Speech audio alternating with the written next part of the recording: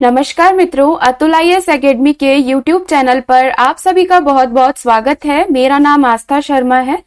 Prelims 2023 नजदीक है। इसी महीने 28 मई को होने वाला है और प्रीलिम्स की तैयारी हर रोज हो सके इसलिए ये अभ्यास सीरीज आप लोगों के लिए लेकर आए हैं।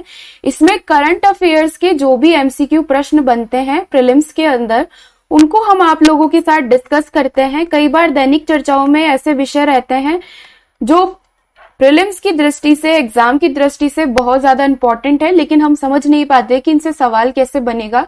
तो वैसे ही सवाल आप लोगों के लिए द हिंदू, इंडियन एक्सप्रेस जैसे जो प्रतिष्ठित अंग्रेजी अखबार हैं, जहां से अंग्रेजी माध्यम के विद्यार्थी जो है प्रैक्टिस करते हैं, वही सारा हिंदी कंटेंट हम कैलिब्रेट करके उनको क्वेश्चंस के फॉर्म में कन्वर्ट करके आप लोगों के लिए लेकर आते हैं, ताकि हिंदी माध्यम के विद्यार्थी भी प्रीलिम्स की तैयारी वैसी ही कर सकें जैसे इंग्लिश माध्यम के विद्यार्थी करते हैं और हमारी प्रैक्टिस भी पूरी की पूरी अच्छे से हो सके। इसमें हम आप लोगों के लिए गैस वर्क और एलिमिनेशन टेक्निक के बारे में भी बताते हैं, ताकि प्रीलिम्स के अंदर कई बार क्या होता है ना, कुछ प्रश्न ऐसे होते हैं जो गैस वर्क से ही सही हो जाते हैं, उनके लिए हमें पढ़ना नहीं पड़ता, क्योंकि प्रीलिम्स के अंदर जो है 40% ही सवाल होते हैं जो नोन होते हैं। बाकी के जितने भी 60% सवाल होते हैं वो हमें प्रैक्टिस और एलिमिनेशन टेक्निक से ही करने होते हैं। तो ऐसी प्रैक्टिस जब तक हम रोज नहीं करते 10 minute 15 minute at the end of the day और the starting of the day, तो हमारी प्रैक्टिस रह जाती है। हम लोग मोस्टली रिवीजन पर ही फोकस करते हैं, तो रिवीजन के साथ साथ प्रैक्टिस भी हो सके, तो ये वीडियो सीरीज 10 मिनट की 15 मिनट की आप लोगों के लिए उस हिसाब से बहुत ज्यादा जरूरी है। तो चलिए हमारे पहले प्रश्न के साथ स्टार्ट करते हैं।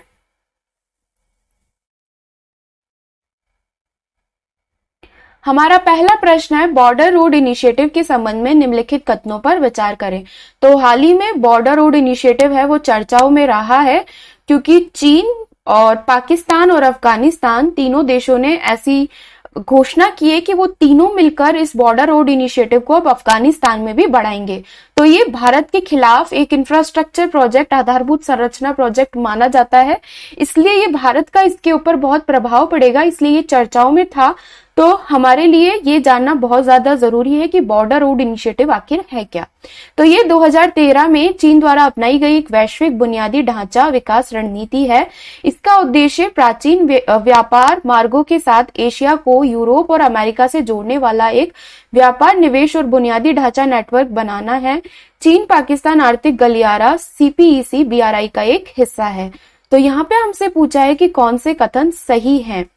तो अब मैं इसमें गैस वर्क का आपको काम बताती हूँ कैसे होता है। ठीक है, ये तो बिल्कुल कॉमन नोन फैक्ट है कि CPEC जो है वो BRI का एक हिस्सा है और ये चीन द्वारा अपनाई गई बुनियादी ढांचा विकास रणनीति है। यहाँ इस कथन में थोड़ी सी प्रॉब्लम है, इसे फिगर आउट करने की कोशिश करें। ये है बॉर्डर रोड इनिशिएटिव, यानी रोड्स इसमें ज्यादा बनेंगे, रोड्स, ब्रिजेस। और यहाँ पे अब आप देखो कि क्या बोला गया है कि एशिया को यूरोप और अमेरिका से जोड़ने के लिए एक व्यापार नेटवर्क ढांचा है। तो अब अगर आप थोड़ा सा भी मतलब इसको एक स्टेप आगे सोचने की कोशिश करोगे, तो यहाँ पर चीन है, यहाँ भारत है, यहाँ बाकी यूरोपीय देश हैं और एशियाई देश हैं, यहाँ पर अफ्रीका है।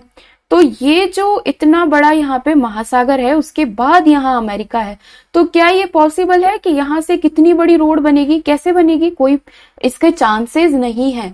ठीक है, तो यूरोप और अमेरिका को रोड से जोड़ा नहीं जा सकता, क्योंकि बीच में बहुत बड़ा महासागर है और यहाँ पर किसी भी प्रकार के शिपिंग प्रोजेक्ट की बात नहीं हुई है, रोड इनिशिएटिव की बात हुई है। तो ये वाला जो है वो रूल आउट हो गया कि यूरोप और अमेरिका और एशिया को जोड़ा जा रहा है, बिल्कुल गलत है। यूरोप और एशिया को और बाकी यहीं पर ही ये प्रोजेक्ट, अफ्रीका तक थोड़ा सा जाएगा लेकिन उसके आगे नहीं जाएगा, क्योंकि यहाँ पे कनेक्टिविटी है, सब पास पास में है, लेकिन अमेरिका बहुत दूर है। तो ये देखा जाए तो अगर आप थोड़ा सा भी मैप वर्क पे फोकस करते हैं तो ये हमारा कथन गलत हो गया और इसके कथन होते ही हमारा सही उत्तर हो गया। अगर हम दूसरा कथन गलत करते हैं तो तीनों ऑप्शन गलत, तो हमारा सही उत्तर हो गया विकल्प C। चलिए बॉर्डर रोड इनिशिएटिव के बारे में और जानते हैं। जैसा कि हमने पहले कथन में देखा कि ये चीन द्वारा अपनाई गई एक वैश्विक बुनियादी ढांचा विकास रणनीति है, 2013 में स्टार्ट की गई थी। हम हिस्ट्री में पढ़ते हैं कि जो सिल्क रूट होते हैं ना, सिल्क जो मार्ग थे जो पहले, जहां से चीन के लोग और ये बाकी के विदेशी लोग भारत में आए थे और बाकी जगहों पर जाते थे, तो उसी के पहल पर ये लोग जो प्राचीन व्यापार मार्ग है उससे एशिया को यूरोप और अफ्रीका से जोड़ने वाला एक व्यापार, निवेश और बुनियादी ढांचा नेटवर्क बना रहे हैं। तो ये सिल्क रूट के ऊपर, सिल्क मार्ग के ऊपर आधारित है और ये एशिया को यूरोप और अफ्रीका से जोड़ते हैं, ना कि अमेरिका से। तो इसलिए हमारा कथन दो जो है गलत हो गया। और बॉर्डर रोड इनिशिएटिव है, इसको पहले किस नाम से जाना जाता था, ये भी आप जरूर याद रखें। One belt one road initiative के बारे में जाना जाता था और ये 150 देशों और अंतर्राष्ट्रीय संगठनों में निवेश करने के लिए चीन द्वारा अपनाई गई एक बुनियादी ढांचा विकास रणनीति है। तो 150 देशों में एक साथ तो नहीं हो सकता, लेकिन अभी इसमें 2-3 जो अपने प्रोजेक्ट स्टार्ट किए हैं उसमें एक तो है CPEC और उसके अलावा मैरीटाइम सिल्क रोड और न्यू सिल्क रोड बेल्ट। तो न्यू सिल्क रोड बेल्ट है, ये चीन के उत्तर से स्टार्ट होगा व्यापार और निवेश केंद्र से और म्यांमार के माध्यम से भारत के लिए एक लिंक सहित यूरेशिया तक पहुंचेगा। यानी ये चीन है, चीन से म्यांमार, थोड़ा इसमें भारत भी आएगा बीच में और ये यहाँ पे यूरोप। तो ये इस तरीके से यूरोप में ऊपर यहाँ पे नॉर्थ में पहुंचेगा। इसके अलावा मैरीटाइम सिल्क रोड जो है ये दक्षिण चीन सागर से शुरू होकर भारत, चीन, दक्षिण पूर्व एशिया और फिर हिंद महासागर के आसपास होते हुए अफ्रीका और यूरोप तक जाएगा। इसके अलावा CPEC तो सबको पता ही है, बहुत ज्यादा कंट्रोवर्शियल है क्योंकि भारत इससे बहुत ज्यादा अगेंस्ट है। ये भारत का पाकिस्तान अधिकृत कश्मीर है, वहां से निकलता है। ये उत्तर पश्चिम जिंजियांग उइगर स्वायत्त क्षेत्र और पाकिस्तान के बलूचिस्तान के पश्चिमी प्रांत में ग्वादर बंदरगाह को जोड़ने वाली बुनियादी ढांचा परियोजनाओं का 3000 किलोमीटर लंबा मार्ग है। यानी चीन के नॉर्थ में यहाँ से स्टार्ट होगा जिंजियांग से और भारत के कश्मीर, पाकिस्तान अधिकृत कश्मीर से होके जो ग्वादर बंदरगाह है पाकिस्तान का, वहां तक जाएगा। तो इस प्रकार से CPEC के बारे में तीसरा कथन सही है। तो हमने BRI के बारे में जाना, बॉर्डर रोड इनिशिएटिव के बारे में जाना। चलिए हमारे प्रश्न नंबर 2 की ओर बढ़ते हैं। ये कार्बन परमाणुओं की एक एकल परत है। ये ग्रेफाइट का बिल्डिंग ब्लॉक है। ये सबसे मजबूत ज्ञात सामग्री है। ये जीवाणुरोधी गुणों के लिए जाना जाता है। उपरोक्त विवरण में निम्नलिखित में से किस तत्व पर चर्चा की गई है? तो यहाँ पर जो 3 तत्व दिए गए हैं, कंपोनेंट्स दिए गए, डायमंड, ग्राफीन और फुलरिन, ये कार्बन जो होता है उसके ही प्रारूप हैं। पहला होता है हीरा, जिसे डायमंड बोलते हैं, ठीक है। हीरा एक प्रकार है, फिर ग्रेफाइट है और तीसरा है फुलरिन। अगर आपको थोड़ा भी साइंस एंड टेक के बारे में पता है तो अगर आप बेसिक भी जानते हो ना, जो हमने 10th तक पढ़ा था, तो ये क्वेश्चन सही हो जाएगा। क्योंकि हीरा होता है ना, वो लेयर वाइज नहीं होता है और ये बहुत ही ज्यादा कठोर होता है, ना कि मजबूत होता है।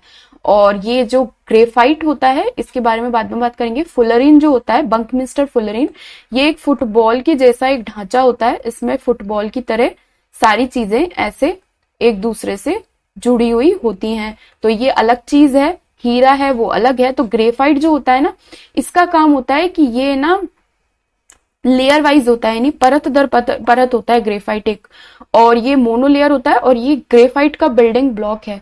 तो ग्रेफाइट का बिल्डिंग ब्लॉक है और उसके अलावा मजबूत ज्ञात सामग्री है और जीवाणु रोधी गुणों के लिए भी जाना जाता है। जैसे कि अपनी कोई बोतल वगैरह आती है तो उसमें ग्रेफाइट पाउडर होता है ताकि वो जर्म्स पनपे ना। तो ये जो यहाँ पे जिस तत्व की चर्चा की जा रही है वो हमारा ग्राफीन है, क्योंकि एल्केलॉइड तो बिल्कुल रूल आउट हो गया, ये अलग चीज है, ये तो एक रेडिकल है। और फुलरिन मैंने बता दिया, बंकमिस्टर फुलरिन, ये होता है, मजबूत नहीं होता, फुटबॉल जैसा होता है। डायमंड जो होता है वो मजबूत नहीं होता, ये कठोर होता है और इसका काम अलग होता है। तो हमारा जो सही ऑप्शन यहाँ पर होता है वो है ग्राफीन। तो ग्राफीन जो है वो ग्रेफाइट का बिल्डिंग ब्लॉक है। साइंस एंड टेक के क्वेश्चंस अभी बहुत ज्यादा बढ़ गए हैं। ग्रेफाइट, ग्राफीन चर्चाओं में है क्योंकि एक ऐसा मास्क बनाया गया है जिसके माध्यम से जो है कोविड के साथ साथ बाकी सारी हेल्थ प्रॉब्लम्स को भी डिटेक्ट किया जा सकता है। इसलिए जो ग्रेफाइट ग्राफीन शब्द है ये अभी चर्चाओं में है। तो इसलिए यहाँ से विज्ञान एवं प्रौद्योगिकी के क्वेश्चंस में, साइंस एंड टेक में ये क्वेश्चन आपसे पूछा जा सकता है। तो कार्बन परमाणुओं की मोनोलेयर है, ग्रेफाइट का बिल्डिंग ब्लॉक है ग्राफीन, और सबसे मजबूत ज्ञात सामग्री है, ये जरूर याद रखें, कठोर हीरा होता है और ये मजबूत होता है। इसके क्या गुण है? उच्च तापीय स्थिरता, यानी हाई टेम्परेचर पर भी ये स्थिर रहता है। उच्च लोच है इसका, उच्च विद्युत चालकता है, यानी इसके अंदर से इलेक्ट्रिसिटी भी जो है, विद्युत भी है, वो चालक होती है। इसका उपयोग छोटे छोटे इलेक्ट्रॉनिक से लेकर बायोमेडिकल उपकरणों जैसे कंप्यूटर, सोलर पैनल में किया जाता है। और इसको जीवाणुरोधी गुणों के लिए भी जाना जाता है। ठीक है, तो ये हमने किसके बारे में जाना, ग्राफीन के बारे में। चलिए हमारे प्रश्न नंबर 3 की ओर बढ़ते हैं। हाल ही में ये जो आंकड़े आते हैं इन्फ्लेशन यानी मुद्रास्फीति से रिलेटेड, तो इसमें अलग अलग मुद्रास्फीतियों की जो है बातें की जाती हैं। तो जो टाइप्स ऑफ इन्फ्लेशन है, मुद्रास्फीतियों के प्रकार हैं, ये बहुत ही ज्यादा जरूरी है, क्योंकि कई बार ऐसी बातें होती है कि हेडलाइन मुद्रास्फीति इतनी बढ़ गई और गैलोपिंग मुद्रास्फीति चल रही है, कोर मुद्रास्फीति इतने परसेंट से इतने परसेंट हो गई। तो कितने परसेंट हो गई उससे ज्यादा ये जरूरी है कि कौन, मतलब कोर मुद्रास्फीति क्या होती है, हेडलाइन मुद्रास्फीति क्या होती है, क्रीपिंग मुद्रास्फीति क्या होती है। तो इसलिए ये प्रश्न यहाँ पर दिया गया है ताकि आप इस प्रकार के क्वेश्चंस को भी सॉल्व कर सके। तो यहाँ पे क्या बताया गया है, ये वस्तुओं और सेवाओं की कीमतों में परिवर्तन है, इसमें खाद्य और ऊर्जा क्षेत्रों के मूल्य शामिल नहीं है। मुद्रास्फीति का ये माप इन वस्तुओं को बाहर करता है क्योंकि उनकी कीमतें बहुत अधिक अस्थिर होती हैं। तो इसमें वस्तुओं जो होती है ना, जितनी भी जैसे खाने पीने की हैं, तो वो बहुत ज्यादा अस्थिर होती है, इसलिए इसको इसमें शामिल नहीं किया जाता, क्योंकि वो फिर जो पूरा फोरकास्ट है वो थोड़ा डिस्टर्ब हो जाता है। तो ये अक्सर उपभोक्ता मूल्य सूचकांक का उपयोग करके गणना की जाती है, जो कि वस्तुओं और सेवाओं के लिए कीमतों का एक उपाय है। उपरोक्त विवरण में निम्नलिखित से किस प्रकार की मुद्रास्फीति की चर्चा की गई है। तो यहाँ पे चर्चा की गई है कोर मुद्रास्फीति की, इसलिए हमारा सही उत्तर हुआ विकल्प ए। चलिए कोर मुद्रास्फीति के बारे में और जानते हैं। तो हम लोग एक ऐसी सीरीज भी लेकर आ सकते हैं जहाँ पे इकोनॉमिक्स, जितनी भी अर्थव्यवस्था है उसके ऐसे कुछ जो टर्म्स होते हैं ना, टाइप्स ऑफ इन्फ्लेशन यानी मुद्रास्फीति के प्रकार और ये सब हैं, उनके शॉर्ट नोट्स आपको वीडियो के माध्यम से प्रोवाइड करवा देंगे। अगर आपको ऐसी कोई वीडियो चाहिए तो प्लीज आप जो है हमारे कमेंट सेक्शन में कमेंट करो, ताकि ऐसी वीडियोस हम प्रीलिम्स के पहले आप लोगों के लिए प्रोवाइड करवा दे, ताकि ऐसे क्वेश्चंस प्रीलिम्स में जरूर सॉल्व हों। तो कोर मुद्रास्फीति वस्तुओं और सेवाओं की लागत में परिवर्तन है, लेकिन इसमें खाद्य और ऊर्जा क्षेत्रों की लागत शामिल नहीं है। और ये कुछ वस्तुओं के माप को जो है बाहर इसलिए करता है क्योंकि उनकी कीमतें बहुत अधिक अस्थिर होती हैं। और ये अक्सर सीपीआई जो है, उपभोक्ता मूल्य सूचकांक का उपयोग करके गणना की जाती है, जो कि वस्तुओं और सेवाओं के लिए कीमतों का एक उपाय है। इसलिए हमारा सही उत्तर हुआ विकल्प ए। चलिए हमारे प्रश्न नंबर 4 की ओर बढ़ते हैं। वित्तीय स्थिरता और विकास परिषद के संबंध में निम्नलिखित कथनों पर विचार करें। हाल ही में जो हमारी वित्त मंत्री हैं, उन्होंने इसकी बैठक को चेयर किया था, अध्यक्षता की थी, इसलिए ये परिषद है जो है चर्चाओं में है। तो इस पे क्वेश्चन बनाया है ताकि प्रीलिम्स में अगर पूछे तो हम इसका जवाब दे सकें। यह दिसंबर 2010 में भारत सरकार द्वारा गठित एक शीर्ष स्तरीय फोरम है।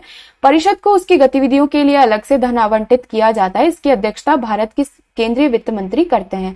हमसे पूछा है कौन से कथन सही हैं। हमारा पहला कथन सही है, दूसरा कथन बिल्कुल सही है, लेकिन तीसरा कथन गलत है, क्योंकि ऐसी छोटे छोटे परिषदों को अलग से धन आवंटित हो ऐसा बहुत कम देखा जाता है। क्योंकि इलेक्शन कमीशन जैसे है, तो ये बाकी जितने भी बड़े बड़े संवैधानिक निकाय हैं वहां पर तो पैसा मिलता है, लेकिन ये छोटे छोटे विकास परिषद हैं तो इनको जो है अलग से धन आवंटित होने के कोई प्रावधान नहीं है। इसलिए हमारा तीसरा कथन गलत हो गया। एफएसडीसी के बारे में और जानते हैं। व्याख्या में वित्तीय स्थिरता और विकास परिषद, ये तो हमने जान ही लिया था कि इसकी अध्यक्षता केंद्रीय वित्त मंत्री करते हैं। ये 2010 में भारत के द्वारा संगठित एक शीर्ष स्तरीय मंच है और ये वैधानिक निकाय नहीं है, ये जरूर याद रखें। संवैधानिक और वैधानिक निकाय नहीं है, सिर्फ एक शीर्ष स्तरीय मंच है और इसके लिए अलग से कोई धन आवंटित नहीं किया जाता है। इसका उद्देश्य है वित्तीय स्थिरता बनाए रखना, अंतर नियामक समन्वय बढ़ाए रखना, वित्तीय क्षेत्र के विकास को बढ़ावा देने के लिए तंत्र को मजबूत और संस्थागत बनाना। इसका संगठन क्या है? वित्त मंत्री इसकी अध्यक्षता करते हैं और वित्तीय क्षेत्र के नियामक RBI, SEBI, PFRDA, IRDA, FMC के जो प्रमुख हैं वो इसके अंदर बैठते हैं और परिषद आवश्यकता पड़ने पर विशेषज्ञों को अपनी बैठक में आमंत्रित कर सकती है। तो ये हमने इसके बारे में, इसकी संगठन के बारे में भी जाना। चलिए हमारे प्रश्न नंबर 5 की ओर बढ़ते हैं। हाल ही में संप्रभुता शब्द जो है बहुत चर्चाओं में रहा। क्यों? क्योंकि जो कांग्रेस पार्टी के अध्यक्ष हैं उन्होंने भारत की संप्रभुता को डिस्टर्ब करने की कोशिश की है, ऐसा दूसरी पार्टी का एलिगेशन है, आरोप है। क्योंकि इन्होंने बोल दिया कि जो कर्नाटक है जहां पर अभी चुनाव हो रहे हैं, तो कर्नाटक के बारे में बोल दिया कि कर्नाटक अपनी संप्रभुता को बनाए रखेगा और कोई भी इसको डिस्टर्ब नहीं कर सकता। तो अगर कर्नाटक की संप्रभुता बोली है, यानी भारत की संप्रभुता से इसको अलग करने के लिए इन्होंने कोशिश की है, ऐसे आरोप इनके ऊपर लगाए गए हैं। क्योंकि भारत एक संप्रभुत्व देश है और इसके राज्यों को अलग होने का कोई अधिकार नहीं है, जैसा कि हम जो है स्टेट्स एंड टेरिटरीज में, राज्य और उसके क्षेत्रों में पढ़ते हैं पॉलिटी में। तो ये यहाँ पर जो इनका कमेंट आया है उसकी वजह से संप्रभुता शब्द जो है चर्चाओं में रहा है। और ये कॉन्स्टिट्यूशन हमारे संविधान का एक बहुत ही जरूरी हिस्सा है।